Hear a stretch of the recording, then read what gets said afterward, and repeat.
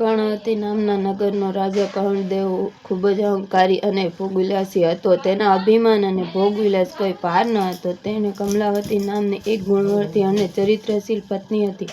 તે જેટલી આસ્તિક હતી એટલો જ કર્ણદેવ નાસ્તિક હતો. રાણી કમલાવતી કર્ણદેવને ઘણીવાર સમજાવતી કે અભિમાન સારી વસ્તુ નથી. માણસને ધર્મ કાર્યમાં પણ ધ્યાન આપવું જોઈએ. સુખ અને વૈભવ આજે છે, કાલે નથી. પરંતુ રાજા તો રાણીની આ સલાહ માનવાના બદલે ઉલટો વધુ ને વધુ બગડવા લાગ્યો. તે સુરા અને સુંદરીના મદની કેપ્સામાં મસ્ત રહેવા લાગ્યો.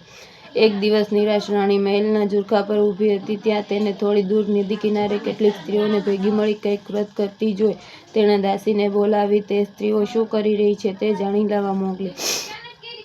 થોડીવાર દાસી પાછી આવી અને રાણીને કહ્યું, રાણીજી, એ સ્ત્રીઓ બધી દશામાનું વ્રત કરી રહી છે. રાણી આશ્ચર્ય પામી. તેણે પૂછ્યું, એ વ્રત કેવી રીતે કરાય તે જાણી લાવીશ?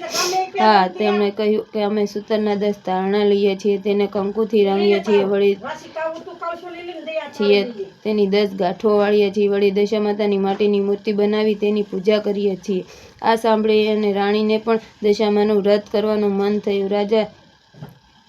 રાજાને વાત કરી. રાજાએ હસી ઉઠ્યા કહ્યું, રાણી, આ વ્રત બધું ધતિંગ છે. આપણે શેની ખોટ છે તે આ વ્રતથી પૂર્ણ કરવી છે. ધન, દોલત, કીર્તિ, સુખ, સાહિબ બધું જ છે આપણે. તો પછી આ વ્રત કરવાની શી જરૂર છે તારે? અને રાજાએ રાણીને દશામાનું વ્રત કરવાની સ્પષ્ટ ના પાડી દીધી. રાણી ઉદાસ થઈ ત્યાંથી જતી રહી. પરંતુ માતા દશામાં પોતાનું આવું ઘોર અપમાન થયેલું જોઈ ક્રોધિત થઈ ઉઠ્યા. તેમણે અભિમાન રાજાને પાઠ ભણાવવાનું નક્કી કર્યું. બીજા જ દિવસે સૂર્યોદય થતાં જ પડોશી દેશના રાજા લશ્કર લઈને કર્ણદેવ ઉપર ચડી આવ્યા. આ એકાએક આક્રમણ કર્ણદેવ હેપતા ગયા અને લડાઈ હારી ગયા. પડોશી રાજાએ તેનું રાજ્યભાર છૂટવી લીધું. જીવ બચાવતા બચાવતા રાજા રાણી અને બંને કુંવરો નાસિક છૂટ્યા. રસ્તામાં રાણીએ કહ્યું, તમે દશામાનું વ્રત કરવાની મનાઈ કરેલી, એથી માતાનો ક્રોધ તમારા ઉપર ઉતર્યો છે. રાજાએ આ સાંભળી રાણીને મારી. આમ ભૂખ, ત્રાસ ને થાક વેઠતા રાજા રાણી અને બંને કુંવરો વાડીમાં પહોંચ્યા. ત્યાં થાક ઉતારવા બેઠા હતા તો એકાએક બધા ફૂલ ઝાડ કરમાઈ ગયા હતા. રાજા અને રાણી બંને કુંવરો આ જોઈ હબક ખાઈ ગયા. માળી આવી ચડ્યો. તેણે પણ આ દ્રશ્ય જોયું. વિચાર કરવા લાગ્યો કે માનો ન માનો પણ જરૂર આ લોકો જરૂર અકામિક લાગે છે. નહીંતર હરીભરી લીલોતર આ રીતે શમણાભર સૂકીભર થાય નહીં. તેમને હળધૂત કરીને તેમને ત્યાંથી કાઢી મૂક્યા. રાજા અને રાણી બંને કુંવરો નિરાશ વદને ત્યાંથી આગળ ચાલ્યા. થોડે દૂર ગયા હશે ત્યાં વાવ આવી. વાવ જોઈ બધાને પાણી પીવાનું મન થયું. કુંવરો તો ઝડપથી ચાલતા ચાલતા વાવના પગથિયાં ઉતરવા લાગ્યા. પરંતુ વાવમાં ગયા તો બંને કુંવરો અદૃશ્ય થઈ ગયા. રાજા અને રાણી બંને કાલમુખ પામી ઉઠ્યા. રાજાને હવે મનોમનમાં પછતાવા થવા લાગ્યો કે જરૂર દશામાના ક્રોધનો જ તે શિકાર બન્યો છે. પહેલાં રાજ્ય ગયું અને હવે કુંવરો. રાજાએ રાણીને કહ્યું, રાણી, રડીશ નહીં. જેણે કુંવરો આપ્યા હતા તેણે જ કુંવરો પાછા લઈ લીધા છે. રાજા અને રાણી આગળ ચાલ્યા. ચાલતા ચાલતા એક ગામ આવ્યું. ગામના પાદરે પહોંચ્યા.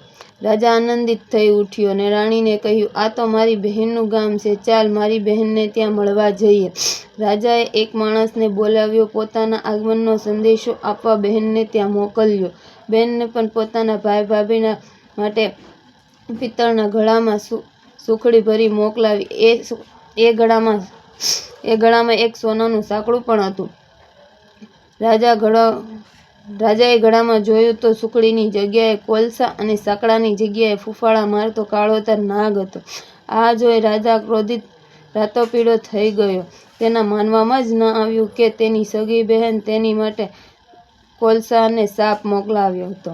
પરંતુ તે હકીકત હતી. રાજા માથું પકડી વિચાર કરવા લાગ્યો તો તેને સમજાયું કે આ બધું દશામાના ક્રોધનું પરિણામ છે. આથી તેણે ઘડાને ભોંયમાં જ દાટી દીધો. રાજા અને રાણી આગળ વધ્યા. ચાલતા ચાલતા એક નદી આવી. નદી કિનારે ચીબડાની વાડી હતી. તેણે રખવાળાને એક ચીબડું આપવાનું કહ્યું. રખવાળાને રાણીની ઉપર દયા આવી. તેણે રાણીને એક ચીબડું આપ્યું. રાણીએ ચીબડાને સાડીના છેડે ઢાંકી દીધું. રાણીને થયું કે કોઈ કૂવા કિનારે શાંતિચિત્ત બેઠી પાણી પીશું. રાજા અને રાણી થોડે દૂર ગયા હશે ત્યાં જ તેમની પાછળ સૈનિક આવી પહોંચ્યા. તેમણે બંનેને રોક્યા અને તેમને ઝડપી લીધા.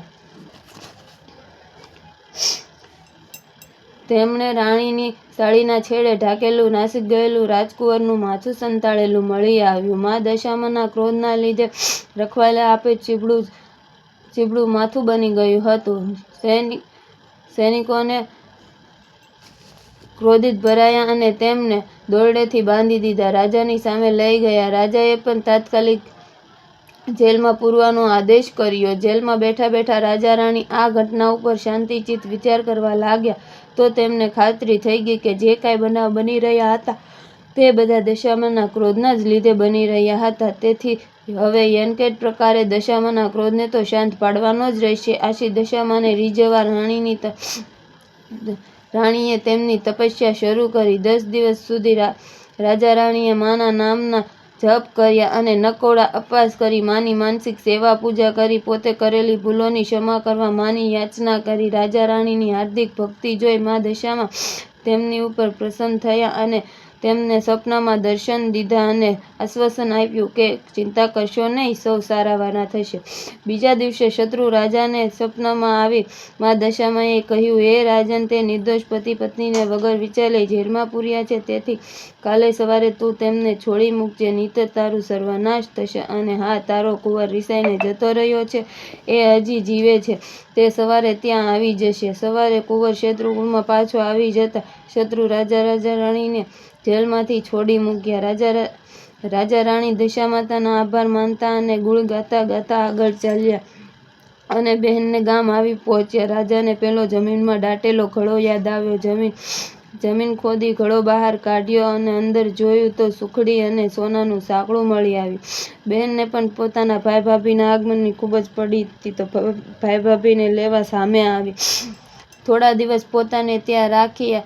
બહેન બંનેને આગતા સ્વાગતા કરી પછી રાજા રાણીએ તે બહેનની વિદાય લીધી અને આગળ ચાલ્યા.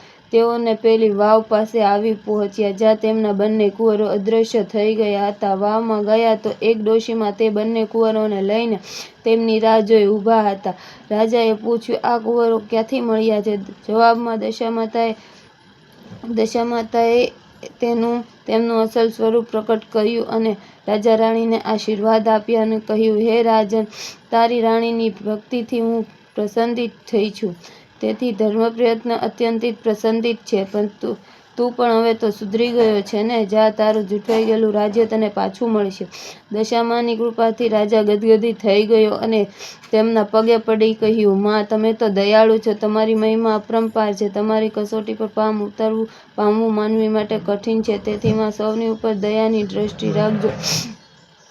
દશામાએ કહ્યું, હે રાજન, જે કાંઈ પણ દશામાના વ્રત રાખશે તે મારા અષ્ટીમ પાત્ર થશે. જે કાંઈ પણ મારું અપમાન કરશે તે મારા ક્રોધનો ભોગ બનશે. અને દશામા અદૃશ્ય થઈ ગયા પછી રાજા પ્રજાનો સાથ લઈને શત્રુ રાજા સાથે લડાઈ કરી અને પોતાનું રાજ્ય પાછું મેળવ્યું. રાજાએ નિષ્ઠાથી મા દશામાનું મંદિર બંધાવ્યું. પ્રજામાં તેમનો મહિમા વધાવ્યો. માના પ્રતાપથી તેઓ સુખ શાંતિથી જીવન પ્રસાર કરવા લાગ્યા. જય દશામા. જેવા રાજા રાણીને ફળ્યા તેવા સર્વની દશા સુધારજો. જય દશામા.